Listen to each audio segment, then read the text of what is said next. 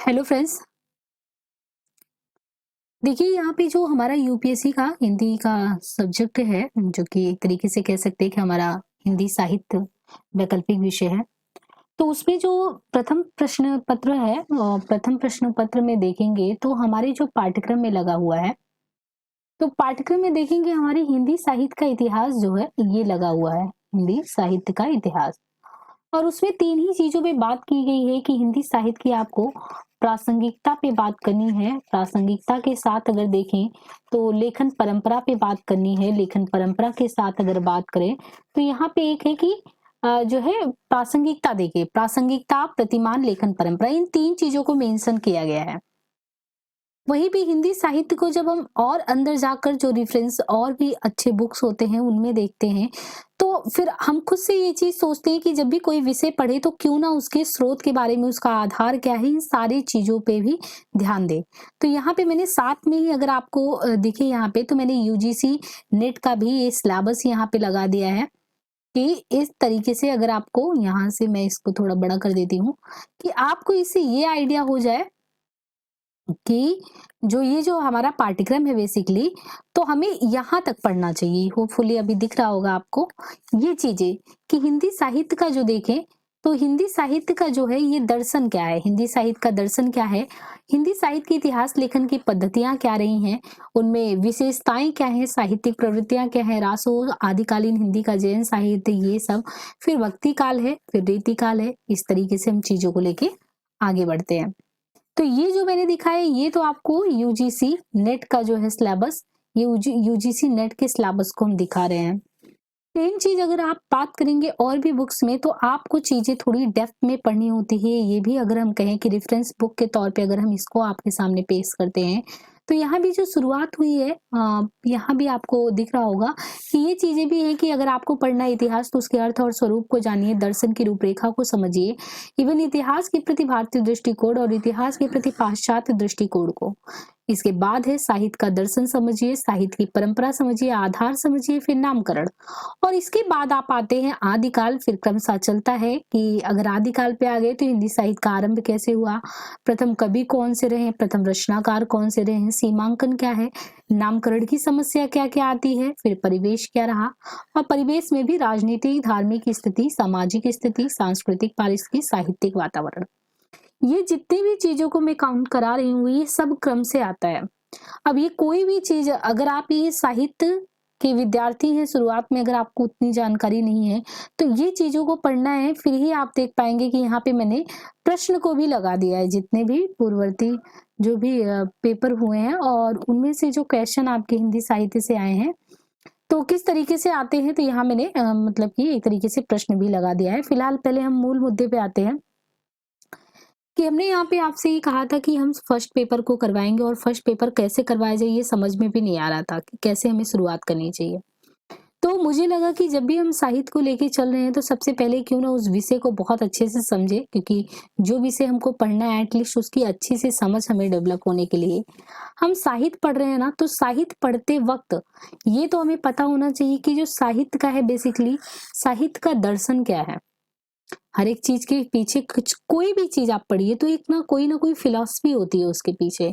तो फिर साहित्य के पीछे कौन सी फिलॉसफी है, साहित्य क्या है, साहित्य का इतिहास क्या है। एक तो सिर्फ और सिर्फ हम पढ़ते हैं कि इतिहास, लेकिन साहित्य का इतिहास क्या है, साहित्य की परिभाषा क्या है, साहित्य का स्रोत क्या रहा है, साहित्य का आधार क्या रहा है जिस पर ये आज है, या साहित्य को क्या वापस से पुनर्लेखन की आवश्यकता है। मतलब कि एक तरीके से ये बात करें कि क्या आज के समय में ऐसी भी स्थिति है कि साहित्य को वापस से लिखा जाना चाहिए। मतलब कि ये जितनी भी बातें मैं गिना रही हूँ, ये बहुत सारे प्रश्न हैं जिन पे हम अगर बात करें तो बात किया जा सकता है कि ये स्थिति साहित्य को लेके अभी बन रही है। हमारे जो पाठ्यक्रम में था वो यहाँ से था, लेखन की परंपरा शुरुआत करनी थी और फिर चीजें आपको परंपरा, प्रतिमान, प्रासंगिकता बतानी थी। तो प्रासंगिकता आप किसी चीज की तभी बता पाएंगे, पहले तो उसके अर्थ को समझ पाएंगे, तभी तो प्रासंगिकता को बता पाएंगे कि हाँ ये आज के समय में प्रासंगिक है या प्रासंगिक नहीं है। साहित्य की परिभाषा की जब बात करते हैं तो साहित्य का क्या अर्थ होता है? साहित्य यानी एक तरीके से देखा जाए तो इतिहास, पहले इतिहास का ही जान ले। इतिहास बेसिकली होता है कि इतिहास शब्द की व्युत्पत्ति हम अर्थ में देखें, इति प्लस हा प्लस आस, यानी जो भी घटना घटित हुआ। अब उसमें जरूरी नहीं कि यथार्थ ही हो कुछ, लेकिन इतिहास की कैटेगरी में डाला जाता है कि ऐसा निश्चित ही है कि पहले कुछ घटित हुआ था जिसको संग्रहित कर लिखा गया है। लेकिन बात आती है साहित्य के इतिहास की, तो साहित्य के इतिहास की बात करते हैं तो साहित्य के इतिहास में किन चीजों को हमारे समक्ष प्रस्तुत करने का, कि उस समय परिवेश में जो भी चल रहा हो उनको किस तरीके से सभी के समक्ष लाया जाए, और जिसमें सभी का उद्देश्य एक साफ होता था कि लक्ष्य यही होता था कि लोगों का हित छिपा हो। पाठकगण या जो भी पाठक वर्ग है, पढ़ने के बाद उसका हृदय द्रवीभूत हो, उसको कुछ ना कुछ एक तरीके से जीवन में सकारात्मक परिवर्तन नजर आए। तो यहाँ से इतिहास की बात आती है और साहित्य के इतिहास की। तो हर एक विषय के बारे में देखिए, लिटरेचर ही नहीं कह सकते कि जितने भी विषय हैं, हर एक विषय के पीछे कहीं ना कहीं उसका रूट कॉज होता है, वो कहीं से चलता है और चलते चलते आगे बढ़ता चला जाता है। जैसे हम पढ़ रहे हैं हिंदी साहित्य का इतिहास, तो अगर हम पकड़ ले कि हिंदी साहित्य के इतिहास में अगर हम बात करें कि ठीक है, देखते हैं कि हिंदी भाषा को, यानी हिंदी भाषा भी तो है, तो अगर हम बात करें कि साहित्य की बात कर रहे हैं तो फिर ये हिंदी जिसकी हम बात कर रहे हैं ये कहाँ से आया? तो फिर इसके पीछे जब जाते हैं तो देखते हैं कि इसके उद्भव और विकास में तो मूल मुद्दा जो रहा है संस्कृत का रहा है। और संस्कृत भी नहीं, आगे संस्कृत ही वांग्मय शुद्धियों के साथ बना, फिर वांग्मय भी वैदिक और लौकिक साहित्य में एक तरीके से तब्दील हुआ। फिर आगे आप देखते हैं कि पाली आया और पाली के साथ प्राकृत आया, प्राकृत के साथ अभ्रंश आया, और अभ्रंश में भी कई जो है क्षेत्रीय बोलियों का समावेशन, और उन क्षेत्रीय बोलियों के समावेशन से जैसे एक तरीके से देखें इसी में सौरसेनी, अभी सौरसेनी है, पैसाची हो गया, ब्राचड़ हो गया, महाराष्ट्री हो गया, अर्ध मागधी हो गया, मागधी हो गया, तो ये बहुत सारी चीजें, मतलब ये हिंदी का ये जो आज का वर्जन है, आते आते इसके पीछे कहीं मूल कारण और था, समय के साथ ये चीजें बदलती हुई चली और आज हमारे समक्ष इस रूप में प्रस्तुत है। तो इसीलिए हमें ये सबसे पहले समझना चाहिए कि ये जो बेसिकली यहाँ पे हम समझ रहे थे कि ये साहित्य क्या है, साहित्य की परिभाषा समझे, साहित्य की परिभाषा के साथ स्रोत क्या है, स्वरूप के साथ उसके दर्शन क्या है, फिर उसकी सीमा यानी कहाँ तक वो विस्तृत है, कहाँ तक जाएगा। स्वरूप विस्तार मीन्स कि कितना फैला है, कितने क्षेत्र तक फैला है। आज हम बात करेंगे तो वैश्विक स्तर पे हिंदी की अच्छी खासी पहचान है, वैश्विक स्तर पे, वैश्विक पटल पे अपना एक पहचान स्थापित कर लिया है। फिर हम बात करते हैं कि लेखन की परंपरा क्या रही है, फिर यहाँ से हमारा जो है पाठ्यक्रम का शुरू हो जाता है। लेखन परंपरा में औपचारिक क्या है, अनौपचारिक क्या है, नामकरण क्या है, लेखन पद्धति, काल विभाजन और बहुत कुछ इस तरीके से फिर हम आगे बढ़ते चले जाएंगे। आदिकाल, भक्तिकाल, रीतिकाल, आधुनिक काल, प्रगतिवाद, प्रयोगवाद, बहुत सारी चीजें। तो यहाँ से हिंदी साहित्य की जो है शुरुआत होती है।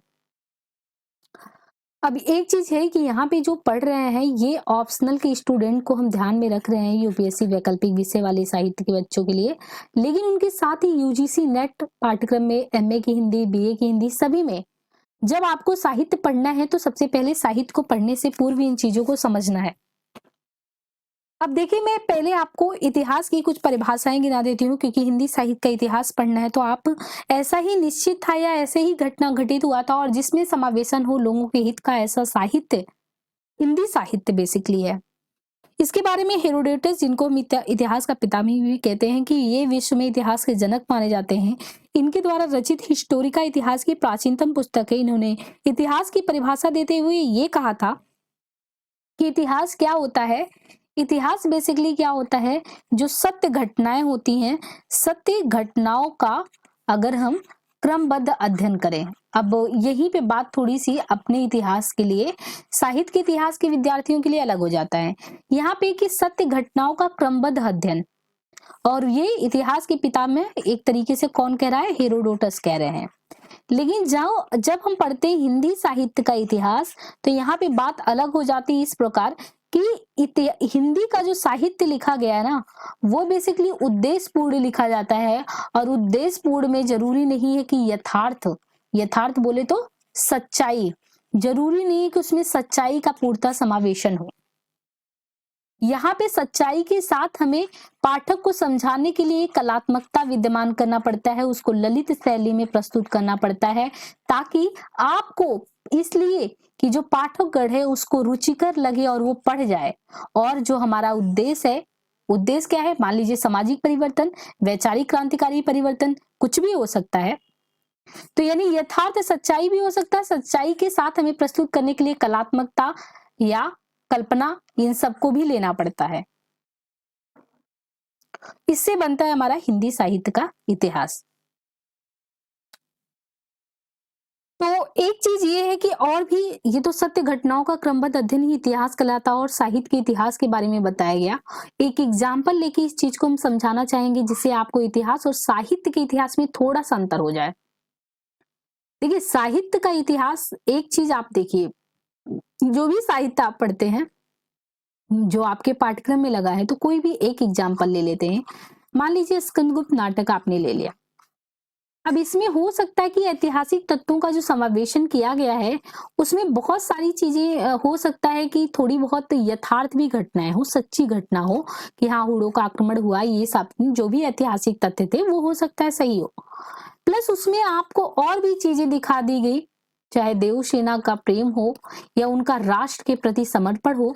ये बहुत कुछ इसलिए किया गया कि एक सार्थक उद्देश्य को पाठक तक पहुंचाना था कि हमको किस तरीके से राष्ट्र के प्रति प्रेम भी राष्ट्र के समक्ष जो है न्यौछावर किया जा सकता है।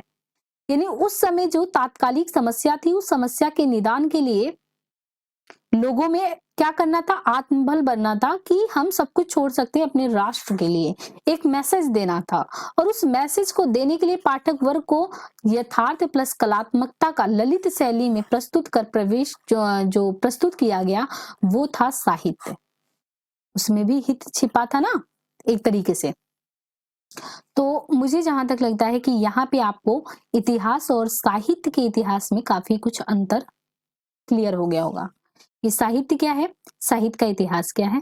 परिभाषाओं में और भी कुछ लोगों का नाम जिक्र कर सकते हैं, जैसे कार्ल चेम्स्टाड ने कहा है कि अतीत घटनाओं का, जो अतीत की घटना है उनका वर्तमान के संदर्भ में अवलोकन कर ले।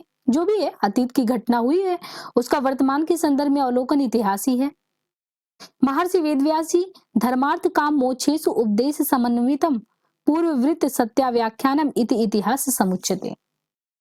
ये कोटेशन वगैरह मैं इनका फोटोज वगैरह जो है फोटोज के इसका पीडीएफ बना के प्रोवाइड कर दूंगी।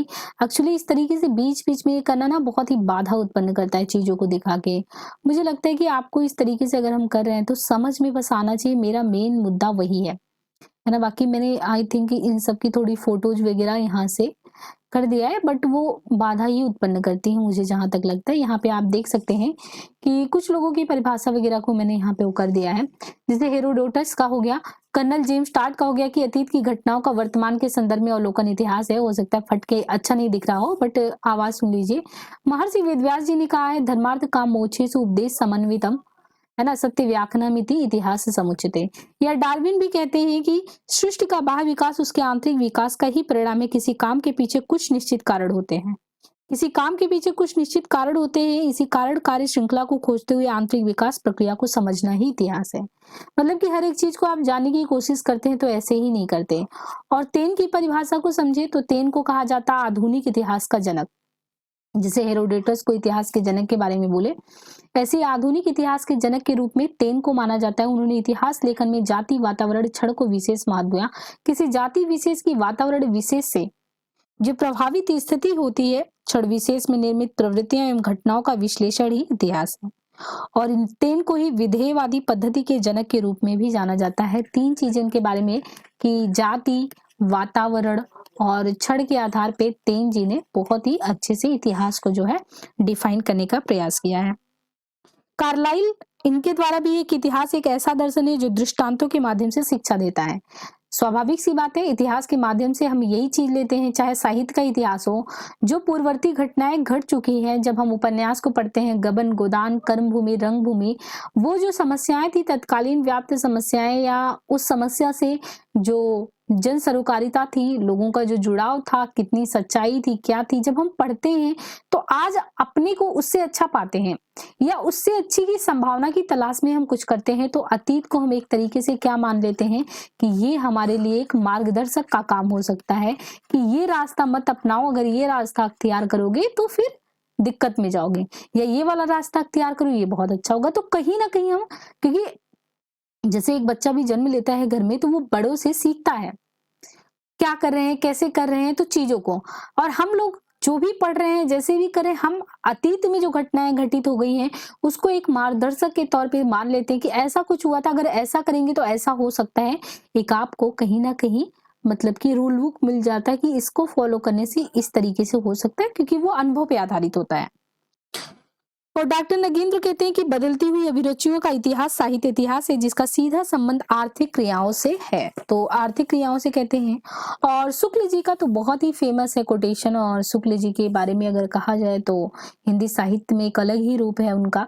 तो उनके द्वारा जो कहा गया है, ये तो कोटेशन ज्ञान भी होना चाहिए कि जो है एक तरीके से देखिए, प्रत्येक युग का जो साहित्य होता है, तो प्रत्येक युग का साहित्य, प्रत्येक युग का साहित्य वहां की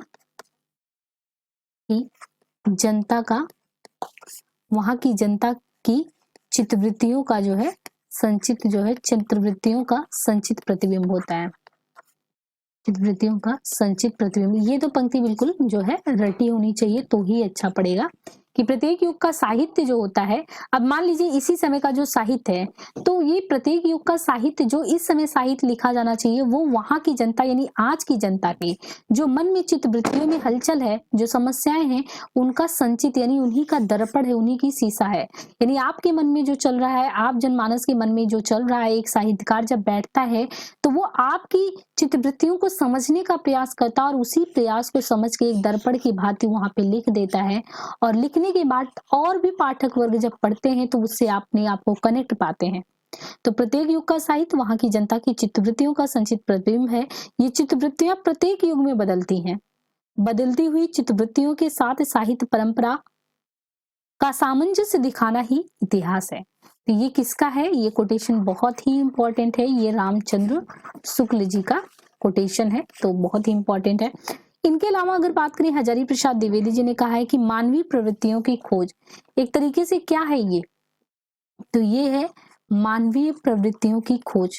यानी लगातार हम जानने का प्रयास कर रहे हैं कि मानवीय प्रवृत्तियां क्या है, मानवीय प्रवृत्तियों की खोज एक तरीके से अगर जो है, ये खोज ही मानवीय प्रवृत्तियों की खोज ही इतिहास है। और डॉक्टर बच्चन सिंह कहते हैं कि अतीत की घटनाओं के कारण एवं वर्तमान में उनकी उपयोगिता का मूल्यांकन इतिहास है तथा साहित्यिक दृष्टि से इनका विश्लेषण साहित्य का इतिहास है। तो यहाँ पे साहित्यिक इतिहास के बारे में हमने बात किया कि इतिहास की परिभाषा जो है वो किस तरीके से हो सकती है, तो सारी चीजों को यहाँ पे बात की। अब देखिए यहाँ पे साहित्य इतिहास की जब बात की है तो आप देखिए कि समय के साथ जो है लोगों का चित्तवृत्ति में परिवर्तन तो आ ही रहा है। तो ये भी तो बात उठता है, क्या साहित्य को पुनर्लेखन की आवश्यकता है? क्या साहित्य वापस से लिखा जाना चाहिए अभी? कि भाई दिन प्रतिदिन तो मन लोगों के बदल रहे हैं और उसके अनुसार देखें तो साहित्य चेतना भी लोगों के अंदर आ रहा है।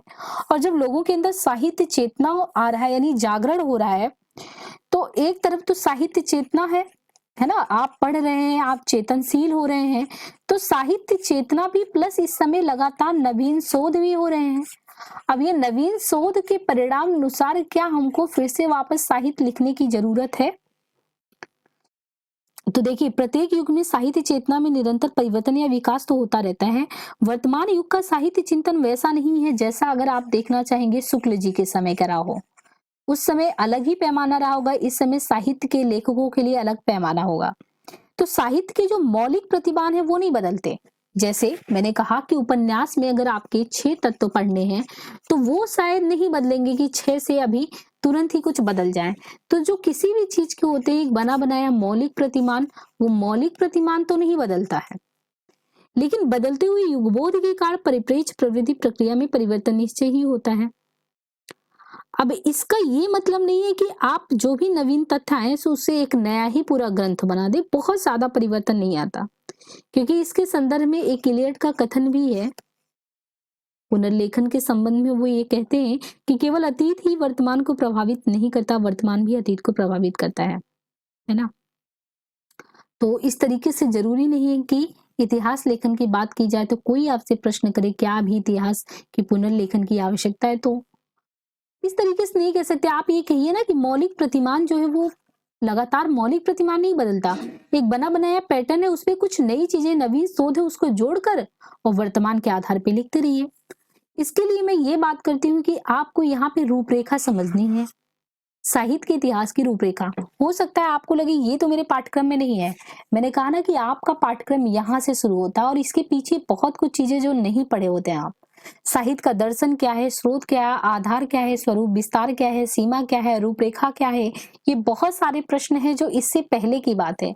लेखन की परंपरा है, नामकरण है, लेखन पद्धति है, काल विभाजन, ये सब तो बात की चीजें हैं। आप इधर का जो पूरा सेक्शन है ये सेक्शन को अच्छे से समझना है, क्योंकि ये पुनर्लेखन की आवश्यकता पे एक पूरी भूमिका ही बना दी गई है पहले ही चैप्टर में। तो यहाँ से ये जरूरी नहीं, मैंने कहा साहित्य का जो मौलिक प्रतिमान है लगातार बदलता नहीं है। अब बात आती है कि जो साहित्य लिखा जाता है तो साहित्य की जो लेखन की ये रूपरेखा कैसी होनी चाहिए, है ना। तो रूपरेखा में ये बात की जाती है कि हमारे यहाँ पे जो लिखा गया साहित्य, उस साहित्य में ज्यादातर अगर आप देखेंगे तो शुरुआती दौर में बहुत सारा अंधानुकरण भी हुआ है। पूरा तो नहीं कह सकते, लेकिन हाँ, क्योंकि यहाँ पे जिस तरीके से अंग्रेजों का एक बोलबाला था तो उनसे बहुत कुछ चीजें ली गई हैं और वो सारी चीजें हमारे इतिहास में परिलक्षित होती हैं। तो इसीलिए कहा जाता है कि हमारे यहाँ पे जो इतिहास का दर्शन रहा है वो पश्चिम के कुछ विद्वानों ने इतिहास दर्शन फिलॉसफी की जो बात की है तो वो संकीर्ण व सीमित अर्थों में की है, लेकिन अपने भारतीयों की दृष्टिकोण इसमें बहुत अलग रही है। क्यों? क्योंकि यहाँ का दृष्टिकोण जो है, भारतीय जो दृष्टिकोण है, भारतीय दृष्टिकोण की बात करेंगे तो भारतीय दृष्टिकोण जो है साहित्य को लेके, एक भारतीय दृष्टिकोण है, एक पाश्चात्य दृष्टिकोण है। भारतीय दृष्टिकोण में आप देखिए कि कौन से तत्व रहते हैं, आदर्श मूलक तत्व, आदर्श मूलक प्लस आध्यात्मवादी, आध्यात्मवादी। और जो पाश्चात्य है, पाश्चात्य में किन चीजों का बोलबाला है, यथार्थ, जो चीजें बिल्कुल सच्ची घटनाएं हैं, वो हम छायावाद वगैरह के रोमांटिसिज्म वगैरह में देखेंगे। तो मतलब यहाँ पे थोड़ा सा हम डिफाइन कर देते हैं कि भारतीय दृष्टिकोण क्या है और पाश्चात्य दृष्टिकोण क्या है, तो चीजें अच्छे से थोड़ी क्लियर हो जाएंगी कि इतिहास के प्रति जो भारत का दृष्टिकोण है तो भारतीय दृष्टिकोण प्राय आदर्श मूलक एवं आध्यात्मवादी रहा, इसलिए उसमें भौतिक जगत की स्थूल घटनाओं में भी आध्यात्मिक तत्वों का समावेशन दिखाई देता है। भारतीय सभ्यता एवं संस्कृति में प्रायः सामयिक तत्वों की अपेक्षा चिरंतन मूल्य, सामयिक तत्व मतलब कि जो समसामयिक चीजों को लेके बात करते हैं, उससे ज्यादा हमारे जो बने बनाए मूल्य है, चिरंतन मूल्य जिनको हम शाश्वत मूल्य कह सकते हैं, उन पे ज्यादा जोर दिया गया है। अतः यहाँ के प्राचीन इतिहासकारों ने भी इस तरीके से चीजों को प्रस्तुत किए कि अतीत की व्याख्या भी इसी दृष्टिकोण से हो, अर्थात वे परिवर्तनशील अतीत में से भी उन प्रवृत्तियों का अनुसंधान करते रहे जो मनुष्य को सबसे ज्यादा, हमारा साहित्य इसलिए समृद्ध है, हम कह सकते हैं कि मनुष्य को अस्थायी और अमर बनाने की बात करता है कि पढ़कर आप द्रवीभूत हो और आप पहले ही जैसे नहीं रहे। तो यहाँ पे चिरंतन मूल्यों पर ध्यान दिया जाता है, अस्थायी और अमरता पर ध्यान दिया जाता है। उन घटनाओं एवं क्रियाकलापों की व्यवस्था भौतिक उपलब्धि एवं व्यक्तिक सफलताओं की दृष्टि कम करके ही समष्टि हित किया जाता है, यानी धर्म, अर्थ, काम, मोक्ष, इन सबके उपदेशों को सन्निहित कर भारतीय इतिहासकारों ने जो चारित्रिक मूल्य विकसित किए हैं, नैतिक उपदेश दिए हैं, आध्यात्मिक रूप से युक्त पौराणिक रूप में कोई भी कथानक को परिणित कर हमारे समक्ष प्रस्तुत किए हैं, तो उसमें शिव और सुंदरम के समन्वय की बराबर सचेष्टा दिखाई देती है। तो भारतीय इतिहासकार के द्वारा जो लिखा गया है, लेखन की पद्धति है, वो कहीं ना कहीं समन्वयात्मक जो दृष्टिकोण है उस पर आधारित है। जैसे आपने कामायनी में पढ़ा होगा समरसतावाद, आनंदवाद, है ना। तो ये सब क्या है, ये भारतीय दृष्टिकोण है लेखन का। और दूसरी तरफ पाश्चात्य दृष्टिकोण की बात करें तो पाश्चात्य दृष्टिकोण, जहां भारतीय इतिहासकारों के दृष्टिकोण में आदर्शवादिता की प्रमुखता रही, वहीं पाश्चात्य इतिहासकार प्राय यथार्थवादी दृष्टिकोण से अनुप्राणित रहे। इतिहास के प्रथम व्याख्याता यूनानी विद्वान हेरोदोतस ने इसे खोज, गवेषणा या अनुसंधान कहा, यानी इनकी जो दृष्टिकोण थी पाश्चात्य, ये जो हम लोग कहते हैं एक्सपेरिमेंट, है ना, कोई भी चीज हो एक्सपेरिमेंट के आधार पे, तो ये एक्सपेरिमेंट पे, जैसे हमारा हर एक चीज को लेके आस्था होता है, यहाँ पे एक्सपेरिमेंट यानी एक तरीके से जो पाश्चात्य दृष्टिकोण रहा है वो अनुसंधान, गवेषणा या खोज का रहा है। एक तो यह कि इतिहास वैज्ञानिक विधा है अतः उनकी पद्धति आलोचनात्मक होती थी, और ये मानव जाति से संबंधित होने के कारण मानवीय विद्या मानविकी है। तीसरा, ये तर्क संगत है, मतलब कुल मिला के उनका ये होता था कि जो भी हो कार्य कारण श्रृंखला में अनुसंधान करते हुए चीजों को लेके आगे बढ़ना है। लेकिन हमारा ये होता था कि चिरंतन मूल्य है, मानव को ऊपर उठाना है, ये सारी चीजें हमारे जो है दर्शन के केंद्र में रहता था। तो यहाँ से हमें जो है चीजें कुछ हद तक क्लियर हुई होंगी। मैंने बात की साहित्य की परिभाषाओं पे, साहित्य के जो है पुनर्लेखन की आवश्यकता है कि नहीं है, रूपरेखा में भारतीय दृष्टिकोण वर्सेज पाश्चात्य दृष्टिकोण, इन कुछ मुद्दों पे हमने बात किया है। और आगे हमें बहुत सारी चीजों पे बात करना है, साहित्य का दर्शन, स्वरूप विस्तार, सीमा, पुनर्लेखन की आवश्यकता।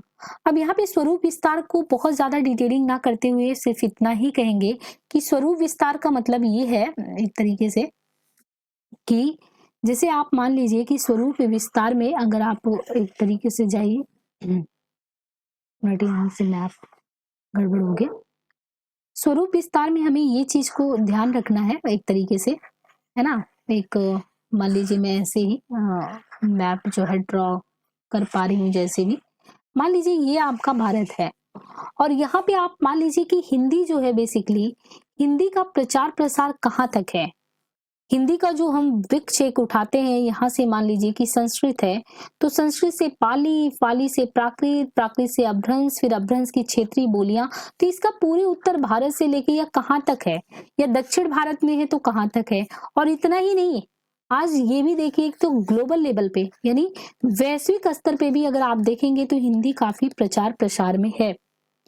तो मतलब एक तरीके से कहें कि हिंदी का विस्तार घटा नहीं है, बल्कि हिंदी का विस्तृत रूप अगर देखें तो हिंदी जो है बहुत तेजी से अपने विस्तृत कलेवर में एक तरीके से फैल रही है, वो वैश्विक स्तर पे अपना जगह लगातार बना रही है। लेकिन ये चीज हमको पढ़ना तो है, लेकिन ये हमें पढ़ना है भाषा खंड में। इसलिए हिंदी के स्वरूप, एक तरीके से मैंने स्वरूप विस्तार को क्लियर किया कि उसका फैलाव कहाँ तक है, तो वो फैलाव में उसके प्रसार में ही बात करेंगे उस चीज को लेके। स्वरूप विस्तार की बात अगर बात करें कि रूपरेखा हो गया, स्वरूप विस्तार हो गया, सीमा, तो सीमा तो अनंत है। अभी भी जिस तरीके से है साहित्य, अभी ये इस तरीके से आगे बढ़ता ही जाएगा, और अभी ये नहीं कह सकते कि इसका स्वरूप विस्तृत नहीं है, क्योंकि आगे सीमा का मतलब ये होता है कि कोई भी चीज चलेगा और कहाँ तक जाके वो चीजें रुक जाएंगी, तो अभी तो ये रुकने वाला है ही नहीं। बात करते हैं कि इतिहास की जो लेखन पद्धति है, जो लेखन की पद्धतियां होती हैं, तो जो इतिहास लिखा गया है उसके लेखन की कितनी पद्धतियां हैं। तो देखिए इतिहास लेखन की पद्धतियों की जब बात करते हैं, इतिहास लेखन की पद्धति जो है, देखिए आप लोगों का जैसा सपोर्ट रहेगा, क्योंकि अब हिंदी साहित्य का इतिहास मैंने शुरू तो कर दिया है, अब ये आप पे डिपेंड करता है कि इसको कितना आगे तक ले जाना है। देखिए यहाँ पे वर्णानुक्रम आपको समझने में कभी कभी ये दिक्कत होती होगी जब आप लेखन परंपरा पढ़ते रहेंगे, लेकिन आप आज से समझ लीजिए कि एक वर्णानुक्रम पद्धति होती है, एक कालानुक्रम पद्धति होती है, और कालानुक्रम के अलावा फिर वैज्ञानिक पद्धति होती है ना, लेखन का वैज्ञानिक पद्धति, फिर होता है विधेयवादी पद्धति, और भी बहुत सारी चीजें। लेकिन यहाँ पे सबसे बड़ी बात है कि जब आप लेखन परंपरा पढ़ेंगे तो एक औपचारिक लेखन पढ़ेंगे, एक अनौपचारिक लेखन।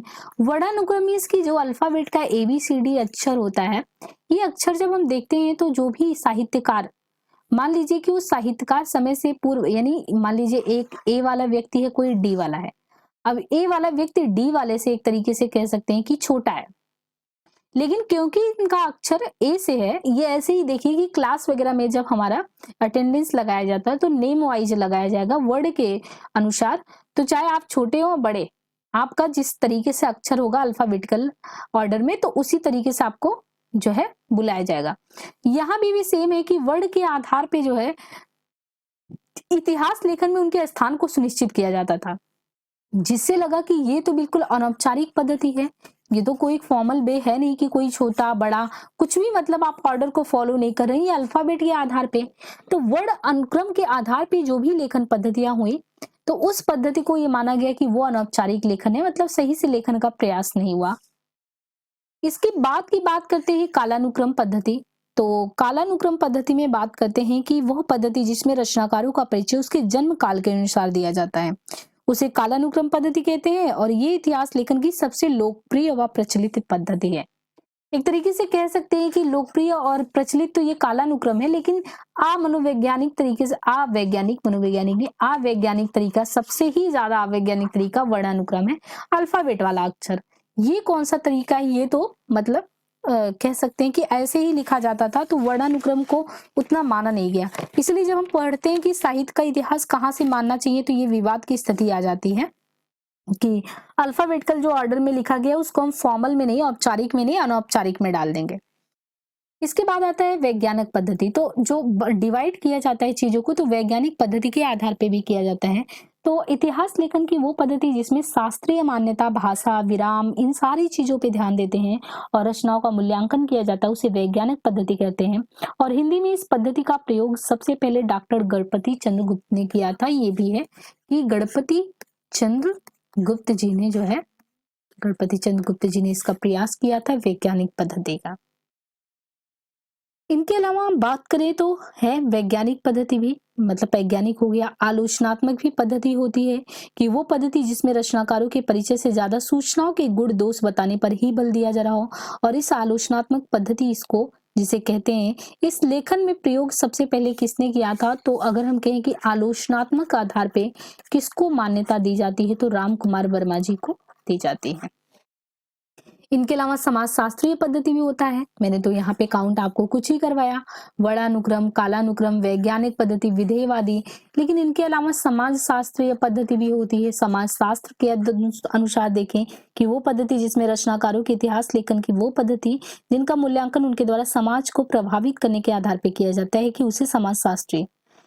अब इसमें हजारी प्रसाद द्विवेदी ने अपने तीनों इतिहास में अगर देखें, हिंदी साहित्य की भूमिका है, हिंदी साहित्य उद्भव और विकास है, हिंदी साहित्य का आदिकाल में इसी पद्धति का वो प्रयोग करते हैं। इनके अलावा बात करें विधेय पद्धति पे, तो विधेय पद्धति जो है वो कौन सी पद्धति है? चौथी पद्धति हमने लिखा है। तो वह इतिहास लेखन की नवीनतम और सर्वश्रेष्ठ पद्धति विधेयवादी को ही माना जाता है, जिस पद्धति में रचनाकार का जाति, वातावरण, क्षण युग विशेष की प्रवृत्ति, भाषा का विकास, क्रम, शास्त्रीय मान्यता, रचनाकार की समाज को देन, मतलब एक तरीके से कह सकते हैं कि ये पद्धति इतनी क्रांतिकारी पद्धति क्यों मानी जाती है। और तेन के बारे में अभी मैंने बताया था आपको। तीन चीजों को ध्यान बिल्कुल देना है इसमें, कि जिस पद्धति में रचनाकार किन चीजों का ध्यान दे रहा है, जाति का प्लस वातावरण का प्लस क्षण विशेष का। यानी वर्तमान भी कोई लेखक लिख रहा हो और जाति प्लस क्या वातावरण है, क्षण उस पर्टिकुलर टाइम क्या चल रहा है, उनको तो ध्यान दे ही रहा है। इनके अलावा भी कुछ चीजों को ध्यान दे रहा है, भाषा का विकास क्रम, शास्त्रीय मान्यताएं जो होनी चाहिए, रचनाकार जो है बेसिकली, अभी कुछ भी आप लिख दो, लेकिन एक रचनाकार जो लिखता है उसके पीछे कुछ तो मूल्य होना चाहिए, यानी समाज को वो देन, समाज को क्या देना चाहता है, समाज को देन जो है उसको भी ध्यान में रखना चाहिए। तो विधेयवादी पद्धति मूल्यांकन करते समय इन सारी चीजों को देखता है। तो विश्व में इस पद्धति का प्रयोग ही किसने किया था? तो इस पद्धति का प्रयोग करने वाले व्यक्ति थे टेन। टेन के द्वारा ये प्रतिपादित किया गया और उन्हें ही आधुनिक इतिहास का जनक माना जाता है, कि इतना खंडसा आप विचार करने पे बात करते हैं और तब जाके किसी की प्रासंगिकता को सिद्ध करते हैं कि यस, ये जो है साहित्य हितकारी है, समाज के लिए वाकई में कुछ परिवर्तन वाला है। तो इतिहास के जनक के रूप में इतिहास के साहित्य इतिहास में इस पद्धति का प्रयोग सबसे पहले किसने किया? तो यहाँ पे अगर देखें हिंदी साहित्य के इतिहास में, तो सर्वमान नाम है शुक्ल जी का। इसीलिए हम शुक्ल जी को केंद्र मान के और फिर लेखन परंपरा में डिवाइडेशन को देखते हैं। मुझे लग रहा है कि ये चीजें काफी आपके लिए हेल्पफुल रहेगी। ये सेशन बहुत दिन से प्रयास कर रहे थे कि कितना जल्दी चीजों को लाएं, कितना जल्दी बनाएं, बट वो पॉसिबल हो नहीं पा रहा था। आज मैंने कोशिश की है छोटा ही वीडियो बनाने की, लेकिन प्लीज आप लोगों की प्रतिक्रिया, आप लोग इससे अवगत कराएं कि ये चीजें समझ में आ रही हैं, कि बहुत ज्यादा डेप्थ में तो नहीं हो रहा है, लेकिन विश्वास मानिए इतना डेप्थ में चीजों को आपको पढ़ना ही चाहिए। उससे कम अगर करते हैं तो मुझे नहीं लगता कि कोई बहुत ज्यादा मतलब निकलता है। एटलीस्ट जिसका भी ऑप्शनल होगा या हिंदी से जो भी कोरिलेट अपने आप को करते होंगे। तो मतलब ये बेसिकली इन सारी चीज़ों पे कि हाँ, उसका स्वरूप विस्तार, स्रोत क्या है, आधार क्या है, परंपरा क्या रही है, रूपरेखा क्या रहा है ना? लेखन पद्धतियों में भी इतनी पद्धतियाँ होती हैं और जो वर्तमान में विधेयवादी पद्धति वो कितनी प्रासंगिक है, उसके जनक कौन हैं और भारत में जनक कौन है ना? समाजशास्त्रीय पद्धति के जनक कौन है, बहुत सारी चीज़ों को। तो इससे आप बहुत ज़्यादा डिटेल में चीज़ों को अच्छे से समझ पाएँगे और कहीं से भी कोई त्रुटि रहती है तो प्लीज़ अवगत कराएँ। आज के लिए इतना ही, धन्यवाद।